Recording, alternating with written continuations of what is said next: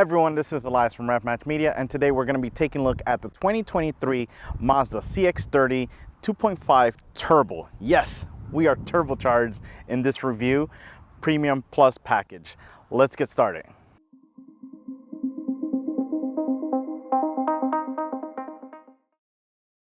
We get started in front and we can see this thing is angry. It really is in a bad mood, and I love it. I love that it's such an angry face to it. We get started on the headlights and we can see that it has a nice swoop design. It actually has a little black strip right above that makes it look like if it were eyebrows.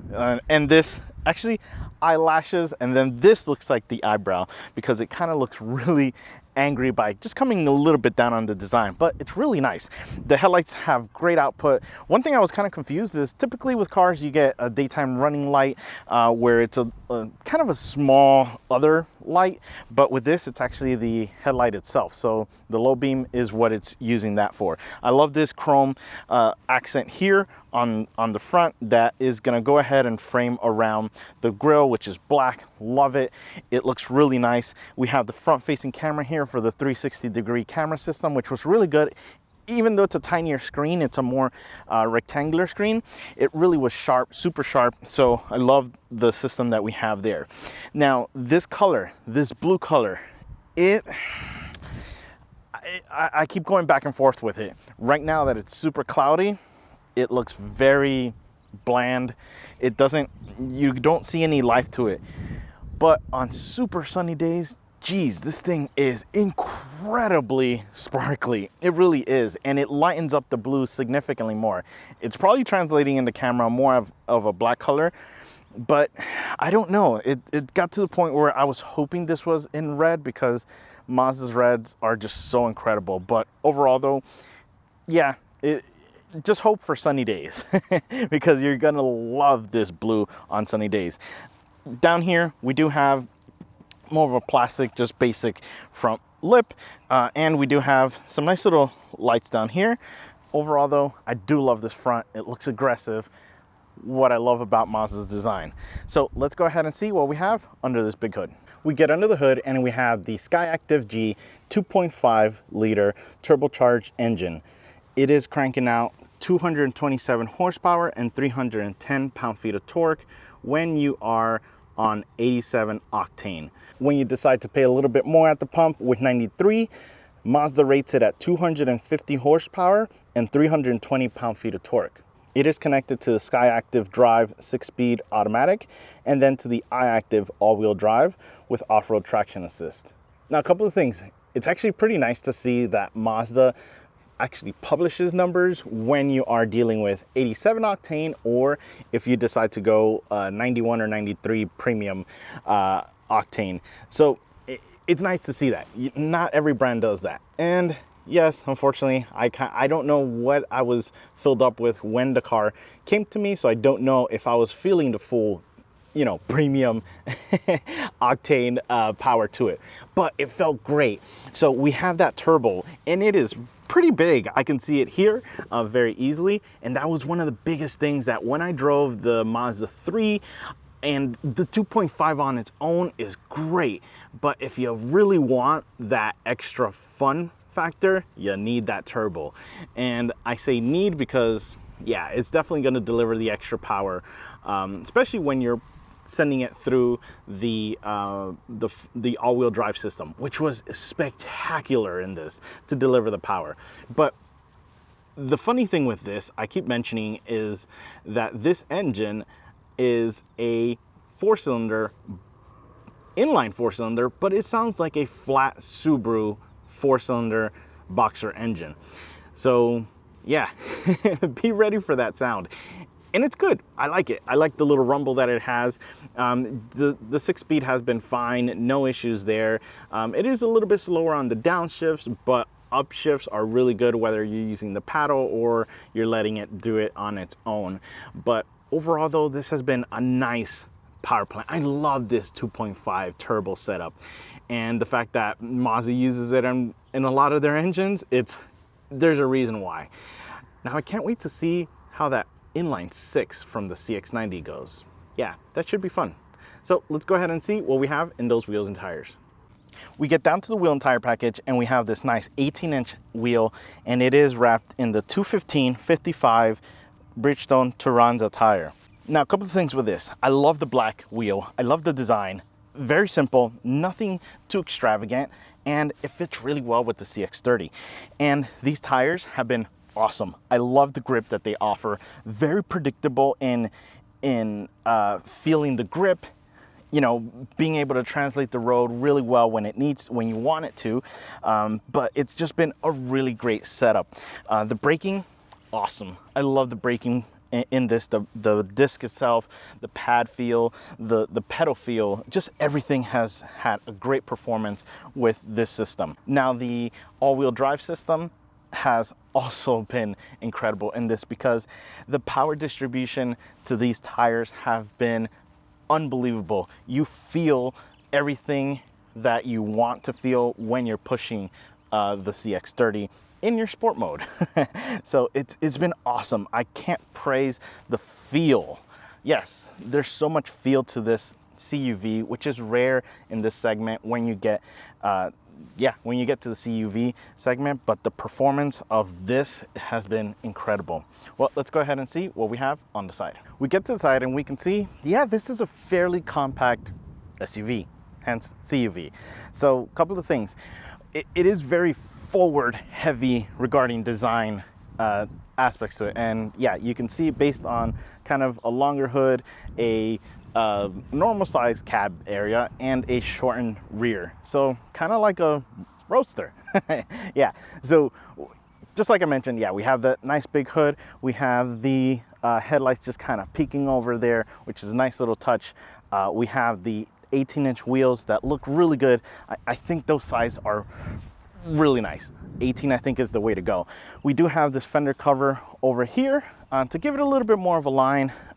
Again, I wish there's blue. I wish it were super bright. I hate to say this because we're in summer and I would have been sweating to death right now, but to really show off this blue. But yeah, we have the black, and it follows right down below and to the rear wheel arches as well. Again, we have nice big doors. We do have black framing at the top, but we do have chrome on the bottom. The mirrors are nice. We do have the 360-degree camera underneath to it, and we have the points up here for more goodies if you need additional space up above. But one thing I do want to mention is this door. It feels like the hinges aren't strong enough for it, because when I open it from the inside, it doesn't actually like undo it from the latch. So it may just need a little bit of an alignment, but it also kind of droops down the moment you open it, just a slight bit. So it may just be out of alignment. Let me know, Mazda CX-30 owners, if you're having this issue or if this is just a one-off with this one. So let's go ahead and head to the back. We get to the back and the CX-30 looks really nice in the rear. So a couple of things. We get started on the top and we have this little spoiler that sticks out just a little bit, and it really sets that line off, especially when you are on the side profile. Now we do have this rear glass. Even though it may look small, there's actually a lot of visibility from the inside, so there were no complaints when you know, backing up or just kind of looking in your rear view. So I do love that. We have the windshield wiper, especially for today that it started raining, and we have this kind of line that just does this weird thing to it. Not weird, but it actually really nice, where they kind of match up right in here. And the taillights are one of my favorites. I do love this design on here. It sticks out from the body line, which is you know, sets its own lineup, which I love. We have the CX-30 all-wheel drive badge, and here we have the Skyactiv G turbo, letting them know, yeah, there's some power under that hood. And yeah, overall though, it's a really nice rear. So let's go ahead and we'll open up right back here. And when we open up, there is a lot of space back here. Surprisingly, I thought there wasn't going to be that much, especially because of how the proportions look from the side, that this looks kind of shrunken in, but there is a good amount of space in here. Now, this one doesn't have the cover, but it does come with a cover as an option. So definitely get it, because even though actually this rear window is fairly tinted dark. I was surprised at how dark that was. You still want to have the added protection of having a solid object there to block out any things that you may have in your cargo area. But yeah, no complaints here with that. We do have a spare tire back here. It is also has the Bose kind of wheel well subwoofer in there, so nice to see that. But overall, this rear is pretty simple, straight to the point, and looks good. Well, we don't have remote start on this, so we don't have it on the key fob. You do have to have an app, subscription, all that. Mazda, come on, just give it to me on the key fob. Make it easier for me. But yeah, so let's go ahead and hop in and go for a ride before it starts raining. We get inside of the Mazda CX-30 and we have typical Mazda. Typical design, typical quality, but there's something I didn't like about this one. So let's get started. We get to the door and the door is nice. Again, the feel of these materials are incredible. I cannot believe at this price point we have this quality of materials, and it's comfortable. At the top, this might be a little too high for me, just because I do like to sit low, but if you're a little bit taller, this is gonna be super comfortable up here. And down here, the armrest is really nice and comfortable. It actually curves up for the window switches, which is perfect for your hand. It actually moves your hand in a nice comfortable spot, and no complaints there with that. We do have the Bose system. It's okay. It's not bad. It's not astonishingly good, but it's okay. It does the job. You can get tunes really nice and loud, but there's something special missing. They do have like their Bose little effect kind of thing to make it seem like you're in a concert. It hollows out the music very a lot, actually. So yeah, we have that. What I don't like is this color, this brown color that we have here. And it's not that I don't like it, because it's a beautiful color. So if we were to just kind of keep things from from the seat forward, it would look beautiful, or from the seats back. And what I mean by that is the colors just don't match. Like and it's because of the seats. Let's get to the seats. The seats are the white leather interior. And what I mean by that is, again, we have the white, we have the black, we have the brown. I don't feel like it matches very well. It just looks like we just grab whatever parts are remaining and just kind of slap them on. Now, if this were white interior, give me the door to be in the white. I know I don't like white, but give me the doors to be in white, and the dashboard, just make it all black, because a white dashboard would be a nightmare to deal with. So that's what I would go for white interior. For brown interior, make these seats that same color, and man, this would look incredible. So I think the white and the brown and the black just, I don't know, I guess it's the shade, don't really match. Or at least I saw it and I was like, well, this looks just thrown together color-wise. Material-wise and just quality, yeah, you cannot beat this, especially at this price point. But the seats are comfortable. They are nice white leather. Get your leather cleaner, but again, nice and comfortable, adjustability, no issues there. Long road trip, no complaints with that. It does have a heated option, doesn't have a cooled option, but that's fine. This AC has been really working overtime to help out with these hot Texas summers. But no complaints with the seats. Wife loves them. Then we get over to the steering wheel, and the steering wheel is Mazda. I mean, it's basically what they have in virtually every one of their cars, and it's great. I love it. It feels so good. The leather finishes are just amazing. Again, maybe we could have done better with the stitching. Instead of just having like that gray black color, maybe we could have gone with the brown, or we could have gone with this, yeah, the lighter brown that the brown parts have up here on the steering wheel itself. So that would have kind of made it stand out or put it together a little bit more, I would think. But the feel to it is great. It's a thinner wheel, which is nice sometimes, especially on a sporty car like this. Yes, I know it's a CUV, but it definitely is on the sportier side. but it feels great. The positioning is unbelievable. The buttons are really nice. I do love this setup where on the left hand side we have your infotainment settings for your radio, that kind of stuff, your volume, next track. And I love the fact that you have kind of 3 buttons in one. You flick it up for volume up, flick it down for volume down, and push it in for mute. Same thing with the next track and previous track functions there, and it ties in with the source, you know, what your source of music is or audio. But yeah, it's really nice. Love it. No complaints there. Definitely a great option for this. Then we get to the gauge cluster, and this is where it's kind of depressing because there's nothing that's exciting in this other than your speed. Other than the speed that this thing can go. It's very plain. You don't have many options when it comes to the info that you have in the middle. You have driving info, you have your lane keep departure situation, and then you have off.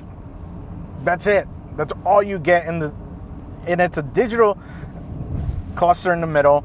You have your analog gauges on the side for tachometer, for temperature, and for your gas, even though you also have a gas gauge that's digital, and your MPGs on the side as well. But there's a possibility we may be saved for this. Reason why is the new CX-90 does have an all digital display. I've seen different modes of people just kind of changing it, and it has some fun looking things. So I'm excited, and I hope it trickles down to the CX-30 because I think it really needs it, especially the Mazda 3 as well. Just this needs a little bit more excitement. The Miata, no, because you're having more fun just enjoying the top down and that stuff. If it does bring it to that's awesome. No, I wouldn't be complaining, but I don't think on the Miata, it's just a different feel, different car. Then we head over to the infotainment system, and this is a love and hate relationship with this infotainment system. I love the way it looks. It's nice and small, sleek, very horizontal. So we do have a more rectangular shape to it. It's out of line of sight for for your windshield, so it's not blocking anything on your windshield, which is good. It stays nice and down. I hate it because it's not touch. It's not touch, and I hate touch screens. But this screen looks so good that I want to touch it. And there's times where I need to get to a specific spot, and and it's probably faster if I just go beep and activate it and activate that function. So yeah, it's a little bit of a letdown. But again, hopefully this happens. The CX-90 has it. So the CX-90 does have a touch screen finally, and I believe from what someone said, it will be active beyond the 10 mile an hour limit that the other Mazda touchscreens have, which is great. Thank you. We finally have that. So I'm hoping that system trickles down to this CX-30 or next generation or facelift or whatever the case is with this CX-30. But yeah, other than that though, it's really nice screen. It's easy to navigate. The menus are super simple. You're up and running in less than 10 minutes. And those 10 minutes, you're just kind of having fun and looking, ooh, what does this do? What does that do? Kind of thing. So it's a very simple, very effective infotainment system. We come down here to the climate control, and this has been great. Very simple, no issues with it. We haven't really been using auto just because with this heat, we've just been blasting it all the time, and it's been great to simply just literally big plus minus for the fans, the temperature knob, no issues, very simplistic. We come down a little bit more from the climate, and this is where it's a little tough because we don't have because the actual heated steering wheel button is a little bit on the kind of hidden down here, which I've complained about it about the Mazda 3. But yeah, if you just kind of duck under, if you're taller, you're definitely gonna miss it. But if you duck under, you can see some of those buttons there with no issues. We come a little bit lower and we have a little cubby down there, and it is not for the wireless charging. So this does have a wireless charger option. This one wasn't optioned out with it, but that's not where the wireless charger goes, which is actually really nice, because that means you can put things in there without worrying to put your phone there or other situations. We have the cup holders. I have my water bottles here, nice and big. No complaints there as far as the cups. The only thing is you kind of gotta angle things. So if you have a very big cup, you're gonna have to be careful that you don't hit this lip up here, or a very tall cup is not gonna allow you to go there. So that's probably the only complaint I have about this cup holder. We come back a little bit more and we have the shifter. Yes, the shifter is nice. I love the feel to it. We have a manual mode, which is really, really nice in this. But I haven't really needed to use it because I forgot to mention we have paddles on the steering wheel. Yeah, so the steering wheel does have paddles on it, which have been great. Something that you can reach easily without having to really stretch inwards. We come to the left and we have our sport mode. So we do have just kind of a sport, and it's like, okay, you want to have fun, and then off it's like, okay, I'll relax. So that's that button there. We come a little bit back and we have the electronic parking brake as well as the auto hold. The auto hold, I wish I could leave it on, so every time that I start the car, I don't have to reset it. So let me know if you are a Mazda owner, and if that's a setting that maybe I'm missing, let me know so that I can kind of write it, and yeah, I'll pin your comment because I would love to have that be automatic. We come over to the right and we have the infotainment jog wheel, joystick kind of situation, and this has been awesome. It's so easy to use. That's why I said if I were to have any other system that didn't have a touch screen, if this sucked, I would be a lot angrier that there is no touch screen than I am already. But yeah, so this is really nice. The buttons are really quick to access home and to just jog through the options, either spin or move up and down as a joystick. So it's a nice feel to have that set up this way. Again, it has a really nice feel to it there. We come over to the right, and the right has one of my favorite little things. It's the volume knob. Yeah, we can really crank this guy up and get that Bose system going. But if you kind of get to a track that you don't like and you're wondering, okay, how do I go to the next track? Instead of having to use the jog wheel, we have a shortcut essentially built into the volume knob that you push it over and it takes you to the next track, which is great. It's such a simple thing, and yeah, it's great. I love that option. And again, if you don't have it there, which is great that it's off to the right, so your passenger can choose if they want to, and you still have your controls on the left hand side here on the steering wheel. We come back a little bit more, and here is where you have the armrest. The armrest is nice and comfortable. No complaints about this. I do love the fact that it is kind of slide back and open up. So there is still kind of a little opening where you could slide things into it without having to really open up the whole thing and maybe disturb your passenger. It is still going to disturb them a little bit because they still have to pull it back, but it's better than having to really move their arm off. Now in the armrest, that's where you're going to have the wireless charger, and I love that because it's going to be out of your way. We still have storage, like I said, up front here, and yes, you need to option it out. The only thing that kind of sucks though is there's no wireless Apple CarPlay. So if we had wireless Apple CarPlay, I would 100% endorse that wireless charger, but because we don't, I'd say 50% get it, because again, you're still going to need to use a cable. Now, this one doesn't have it, so we've had to use a cable, and it hasn't been bad because, again, the compartment in there, you just put your cable. Even though this is a really long cable, there's plenty of space there. And again, I love the fact that it's in the middle, it's in the armrest and not out here where the cable's just kind of flying everywhere. So yeah, nice touch.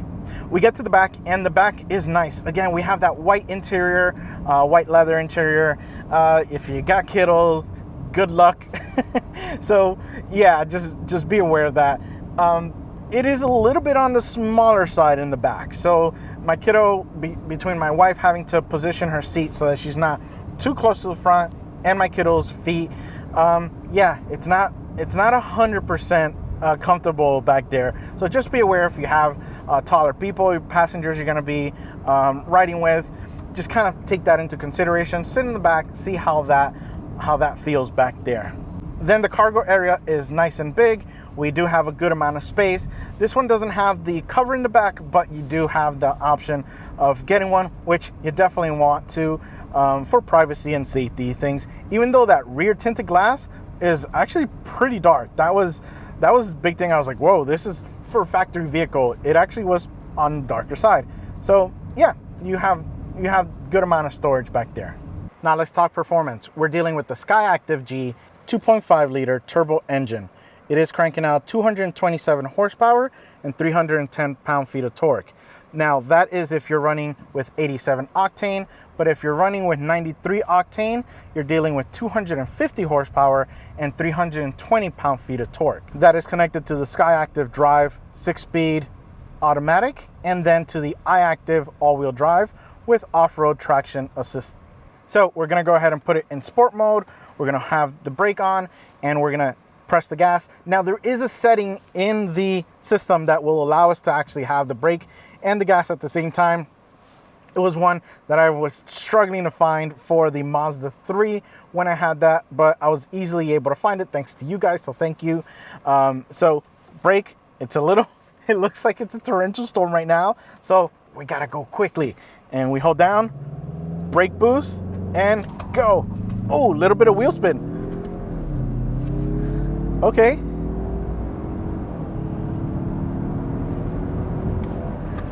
Okay, that was pretty impressive. A little bit of wheel spin in the front, and then that's when, you know, the all-wheel drive system said, okay, cool, we gotta move it to the back. and it did it successfully. It still gives you a lot of fun. So the 2.5, whether it's turbo or naturally aspirated, has such a Subaru Boxer sound to it. It's really hilarious. I was telling my buddy, I was like, these things sound like a Subaru. Yeah, not sure how that was done, because this is a inline 4, not a flat 4. But you hammer it down and it goes. It doesn't feel like you're going that fast, but then with the heads-up display, it tells you you're going fast. So it is a nice feel to it. The shifts, no issues with the shifts. The downshifting, yeah, a little bit sometimes as far as responsiveness, but once it does, man, those shifts up are so good. And just the performance of this little engine is really what you, if you want more space, but you still want to have some fun, the 2.5 turbo is the way you have to go. The 2.5 naturally aspirated is still such a great engine to get you around town. Great, still highway passing. Naturally aspirated power was pretty quick to get the power down, but the turbo just makes it fun. And this all-wheel drive system, oh my gosh, I've fallen in love with this thing, because you chuck it on a corner, that turbo boost kicks in, and it will distribute the power to where you need it to go. And you feel it in the wheels, so you know everything that is going on. It's like a Miata. It's a turbocharged small CUV, and it is so good. I'll put it in manual mode just so that I can control the shifts, but this thing is just so good at, yeah, some rotation there. It's so nice to get this guy going, and to get it stopped, even better. That brake pedal feels so good, even in a bigger CUV like this, because again, you know, I'm chucking this thing like if it were a sports car, but it's a little bit on the bigger, you know, it's a CUV, which you don't really expect performance like this. You feel boring, bland, you know, just, okay, get to point A to point B in an economical way. Yeah, it kind of does that. I mean, not if you're kind of doing what I'm doing right now, but it will behave so good. It is so responsive to what you tell it to do. It really feels, and that's what I love about the Mazda line. You have feeling. You have feeling across the board, really. Let's go ahead and launch it again. So brake, gas, boost up, and go.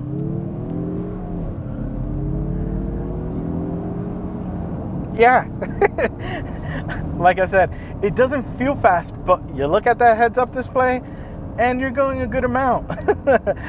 But yeah, once you put it in that manual mode, if you just want to have fun and, you know, just on a weekend drive when your Miata is being repaired, like mine is right now, and you still want to have some fun, yeah, this is the way you go.